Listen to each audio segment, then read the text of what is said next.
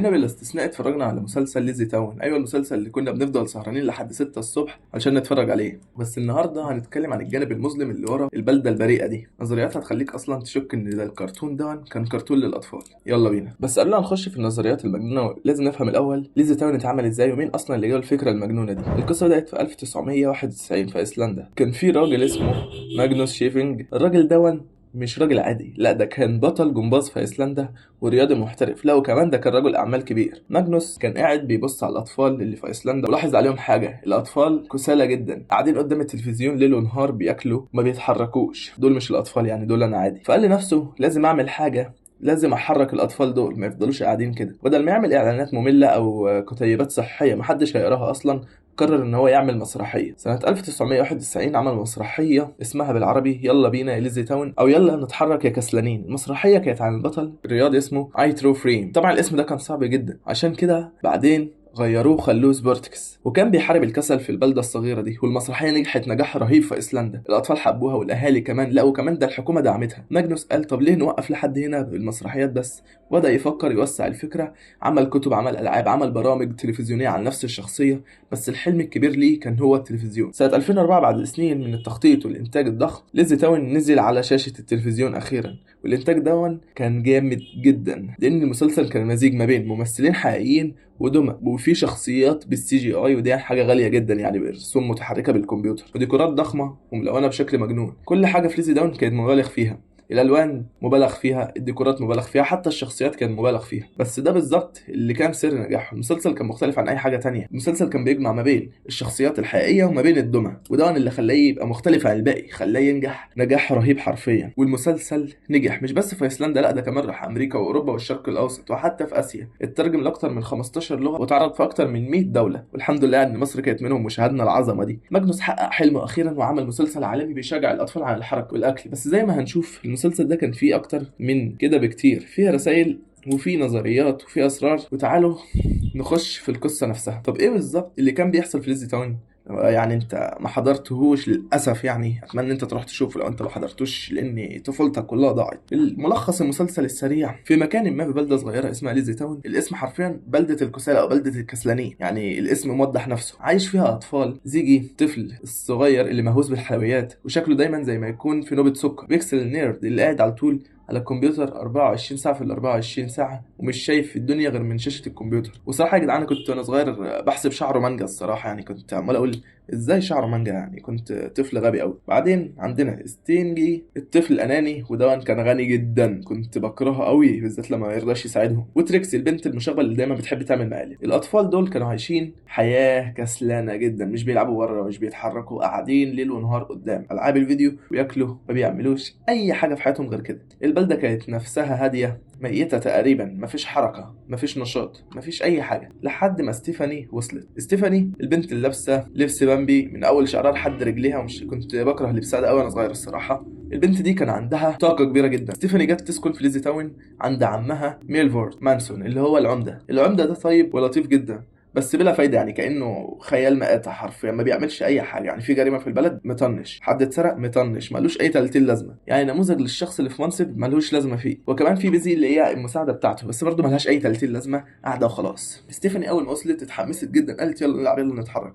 بس الأطفال مش مهتمين لأنهم أصلا ما بيتحركوش بقالهم ملايين السنين. رد عليها بكسل: لا إحنا كده تمام سيبينا. ستيفاني اتصدمت وقررت تعمل حاجة، والحاجة دي كلنا يعني كنا بنحبها. أول ما تعملها قررت ان هي تفتح صندوق البريد الغريب اللي شكله زي الصاروخ وتبعت رساله لسبورتكس. ومين سبورتكس البطل الخارق اللي لابس لبس رقم 10. وانا الصراحه يعني وانا صغير كنت احسب ان ستيفاني وسبورتكس دول متجوزين او مخطوبين يعني، بس اكتشفت ان هي بنت عندها 13 سنه وسبورتكس كان كسر ال 40. المهم الراجل ده بيظهر من السماء راكب في مركبه فضائيه على شكل سفينه. سبورتكس نزل عمل شقلبات وجمباز وايه حركات كده، واللي كان بينفذ الحركات دي هو نفسه ماجنوس برضه، لانه اصلا زي ما قلت لكم ان هو كان بطل جمباز، يعني الحركات دي كانت سهله بالنسبه له. الراجل ده كان بيشحن طاقته عن طريق تفاحه، كان يدوس على الازرار في شنطته يطلع له تفاحه ياكلها يقلب سوبرمان. وطبعا سبورتكس قرر يساعد ستيفاني ويخلي الاطفال يتحركوا، والحياه رجعت تاني ليزي تاون. الاطفال بقوا نشطاء، بيلعبوا، بيجروا، بياكلوا اكل صحي، كل حاجه بقت تمام. مش بالظبط قوي يعني كده، لان في حد مش عاجبه الوضع ده خالص: روبي روتون. الشخص ده يعني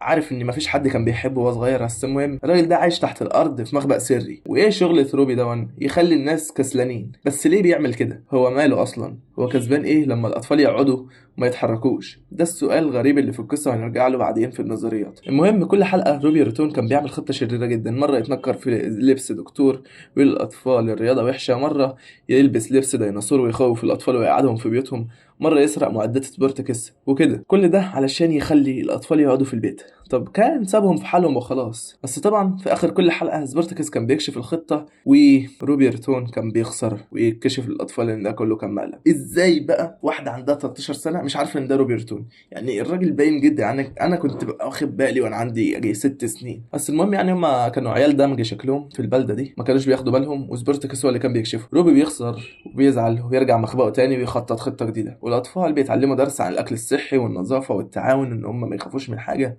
كل حلقة كان فيها رسالة هادفة الصراحة، ودي حاجات حبيت الناس جدا في المسلسل، ان هم بيتفرجوا عيالهم ومش خايفين عليهم ان هم يلاقوا مشهد زي ال 18 ولا اي حاجه. وبكده كل الحلقات كانت بتخلص نهايه سعيده. بس لو ركزنا شويه هنلاقي ان القصه دي مش بسيطه زي ما بتبان. دلوقتي يا جماعه وصلنا للجزء الاهم اللي انتم مستنيين ده كله في الحلقه عشان تشوفوه، النظريات السوداويه. على الانترنت في ناس كتير قوي حللوا ليزي تاون وطلعوا بنظريات مرعبه.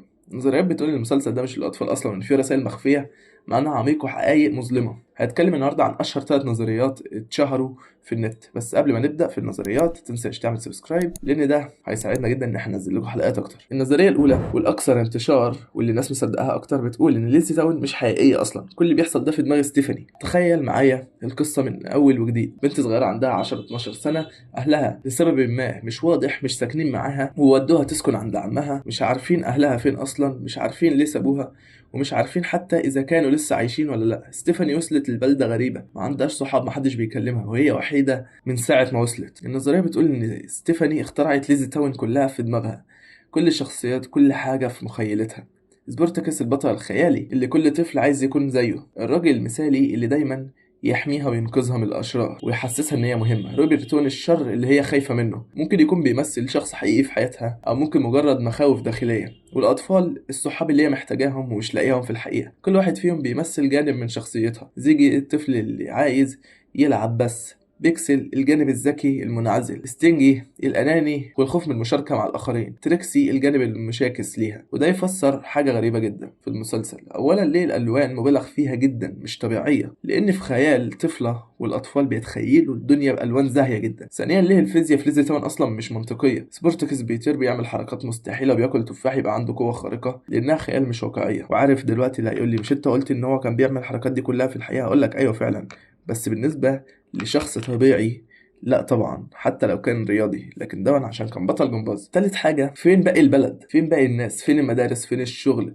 يعني الناس دي بتاكل منين؟ فين اهلها؟ كل الاطفال هناك ملهمش اهل. الحياة الطبيعية مفيش. ليزي تاون فيها بس ستيفاني عمها، الاطفال سبورتاكس وروبي بس، لانها الشخصيات في قصتها هي لوحدها. رابعا وده الاغرب، روبي ليه لسه عايش تحت الارض؟ ليه ما طلعش يعيش مع الناس اللي فوق ده؟ النظريه بتقول ان ده الرمز اللاواعي في مخ ستيفاني، الجانب المظلم من عقلها، الجزء اللي هي بتخبيه عن الناس. يعني باختصار ستيفاني وحيده مكتئبه وخايفه، اخترعت عالم كامل عشان تهرب من الواقع المؤلم. وكل حلقه من ليزي تاون هي محاوله منها انها تتعامل مع مشاعرها ومخاوفها الحقيقيه. اتصدمت صح؟ بس استنى لسه في كتير تاني. النظريه التانيه والصراحه دي يعني انا حاسس ان هي صح، لان كلنا كده تقريبا، بتقول ان روبي روتون مش شرير اصلا، بل بالعكس روبي روتون هو البطل الحقيقي. تعالوا نحلل شخصيه روبي روتون شويه. روبي راجل عايش لوحده تحت الارض في مخبأ هادي، مش بيأذي حد ولا بيكلم حد، مش بيسرق، مش بيقتل، مش بيعمل اي جريمه حقيقيه. كل اللي عايزه الهدوء. هو بيحب العزله، عايز يعيش حياه مسالمه. بس فجاه واحد لابس ازرق اسمه سبورتكس بينزل من السماء يقلب الدنيا ويخلي الاطفال يجروا بصوت عالي ويلعبوا طول النهار. الصوت بقى عالي، الحركه كتير، والهدوء راح. طب روبي ماله؟ مش ليه حق ان هو يعيش في سلام؟ النظريه بتقول ان روبي مش بيحارب الخير، هو بيحارب فرض اسلوب الحياه المعين على الناس. سبورتكس كان جاي يقول للناس لازم تتحركوا، لازم تاكلوا، لازم تبقوا نشطاء. بس مين قال كده؟ يعني مثلا لو البلد كلها نشيط، هل ده لازم ان انا كمان ابقى نشيط؟ لا طبعا. مثلا لو انا عايش مثلا في محافظه مثلا كلهم شغالين مثلا في الحداده، لازم انا كمان اشتغل في الحداده. نفس الفكره، هو مش عايز يبقى نفس منهج سبورتكس للاطفال حتى لو ده كان غلط، هو عايز يمشي بدماغه، هو حر. روبي كان عايز يعيش حياته براحته، بس سبورتكس مش سايبه في حاله. وده بيوصلنا لنقطه تانية، ليه روبي دايما بيخسر؟ مش لانه شرير، لا، لان النظام مش بيسمح له بالاختلاف عن المجتمع. زي قطيع الاغنام كده، لو واحده خرجت بيقتلوها او بيظهروها ان هي غلط. وده بيوديها للنظريه الثالثه، النظريه الاخيره والاعمق، بتقول ان ليزي تاون مش مسلسل للاطفال اصلا، دي ديستوبيا. ديستوبيا يعني مجتمع ديكتاتوري متخفي في صوره مجتمع مثالي. تعالوا نشوف شويه عناصر كده. اولا السيطره على السلوك، سبورتكس بيفرض على الناس كلها ان هي تعيش حياه معينه، لازم تاكل صح، لازم تتحرك، لازم تكون بيرفكتور، مفيش اي حريه، مفيش اي اختيار، لازم تكون زي ما هو عايز. ثانيا عدو وهمي، كل ديستوبيا محتاجه عدو عشان تبرر السيطرة في ليزي تاون. العدو هو الكسل. روبي بيتصور على انه خطر في المنظمة بتاعت سبورتكس، الشرير لو انتصر الدنيا هتخرب، بس هو فعلا خطر ولا مجرد حجة علشان الناس تقبل السيطرة على دماغها؟ كل حلقة نفس الرسالة، الحركات الكويسة، الكسل وحش، سبورتكس بطل، روبي شرير. الرسائل بتتكرر وبتتكرر لحد ما بتترسخ في العقل. ده بالظبط اسلوب غسيل المخ في الأنظمة الديكتاتورية، عدم وجود سلطة حقيقية. العمدة ميلفورد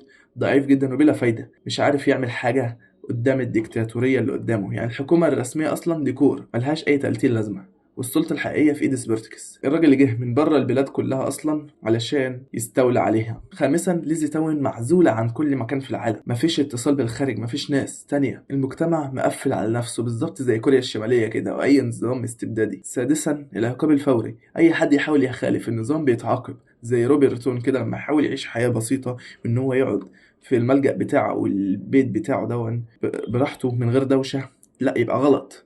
وده بيخلينا نسأل السؤال الأهم، مين الشرير الحقيقي في القصة دي؟ الراجل اللي كان عايش يعيش في سلام، ولا الراجل اللي بيفرض على الكل إن هم يعيشوا بطريقته؟ النظرية بتقول إن ليزي تاون مش عن الصحة، ليزي تاون عن السيطرة وعن الطاعة. إزاي المجتمع بيحاول يشكلك على مزاجه، وأنت لو فكرت فيها المسلسل بيقول لو منشدش مع الجماعة هتبقى شرير. ومين فينا يعني يا جدعان الصراحة، يعني سيبوكوا طيب من نظرياتهم كل حاجة، مين فينا مش بيحب الهدوء؟ حتى أهالينا والناس الكبيرة في السن لما يتلاقوا عيال غتيتة بيلعبوا قدام بيتهم تلاقيه طلع يزعقله ويمشي من هنا. كل واحد يحب إنه يعيش في سلام في بيته وفي ملجأه. نفس الحكايه روبي برضو، كان الاطفال عايشين في سلام وهدوء، لكن فجاه سبورتكس ينزل لهم من السماء يحول الدنيا ويعمل دوشه. مين اللي عايز يقعد في سلام؟ روبي بالظبط. فالصراحه يعني انا حاسس ان روبي كان طيب الصراحه، واحنا ظلمناه واحنا صغيرين. بس طبعا دي كلها نظريات، يعني ممكن تكون صح ممكن تكون غلط من الانترنت، بس الجميل في النظريات دي ان هي بتخليك تفكر اكتر في المسلسل، بتخليك تسال نفسك انت عايز تبقى سبورتكس ولا روبي. بس قبل ما تجاوب على السؤال ده لازم هنتكلم عن حاجه هتزعلنا كلنا، ليه ليزي تاون خلصت؟ كل حاجه حلوه ليها نهايه، وللاسف ليزي تاون كان ليها نهايه مأساويه شويه. المسلسل استمر من 2004 لحد 2014، 4 مواسم بعدد حلقات 78 حلقه وملايين المشاهدين حول العالم.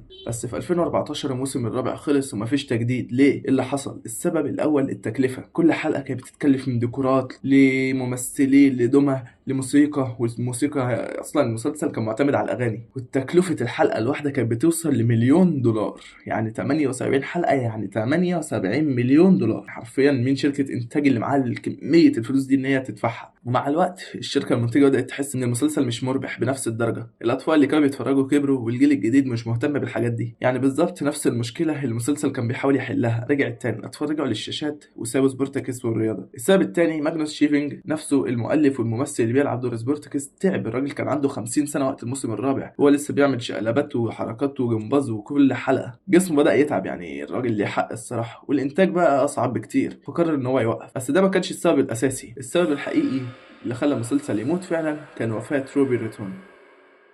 ايوه، ستيفن كارل، الممثل الايسلندي اللي لعب دور روبي ريتون. الراجل ده كان محبوب جدا من الجمهور، مش بس من الاطفال، لا ده حتى الكبار. كلنا كنا بنحبه بسبب شخصيته الكوميديه وادائه المتقن في ان هو يعمل مؤلف في سبورتكس. سنه 2016 ستيفن اعلن ان عنده سرطان في البنكرياس، والمرض ده من اخطر انواع السرطان، ربنا يحفظنا جميعا. الانترنت كله اتقلب عليه، الناس بدات تعمل حملات دعم ليه ومستشفيات تتبرع له بعلاج، والميمز، ايوه الميمز يا جدعان، اغاني اتشهرت جدا ليه زي اغنيه وي ار نمبر 1، واغاني المسلسل بقت اشهر من المسلسل نفسه. الناس كانت بتعمل ريميكسات للفيديوهات دي عشان يوصلوا رسالة لستيفن إن إحنا كلنا بنحبك. وستيفن شاف كل الحب ده كله، وحتى في أصعب أوقاته كان بيبتسم وكان بيقول للأطفال سامحوني أنا كنت بعمل كده بس عشان أضحككم. سنة 2017 في فترة كان بيبان إن هو بيتحسن وكان في أمل، بس في 2018 يوم 21 أغسطس ستيفن كارل توفى من عمر 43 سنة بس. الإنترنت كله انهار، ملايين الفيديوهات